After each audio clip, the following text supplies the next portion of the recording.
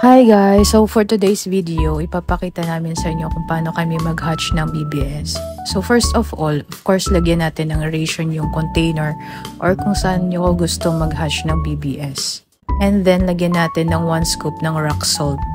Ang ginagamit pala namin na BBS is yung deep blue kasi maganda yung quality niya. 1 scoop lang din ng BBS ang nilalagay namin sa ganito kaliit na container. So bali ang ratio ng rock salt and ng BBS is 1:1 lang. And then kinabukasan pwede mo na siyang i-harvest tulad nito. So kailangan mo munang patayin yung aerator or yung aeration para yung mga na-hatch na BBS is mapunta sa ilalim. And then pwede mo nang salain yung mga BBS na na-hatch tulad nitong nasa video.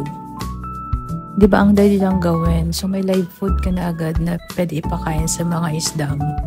Ito pa yung mga nasala namin na BBS. As you can see, gumagalaw-galaw pa sila. So this is the second batch ng mga na-hatch na BBS.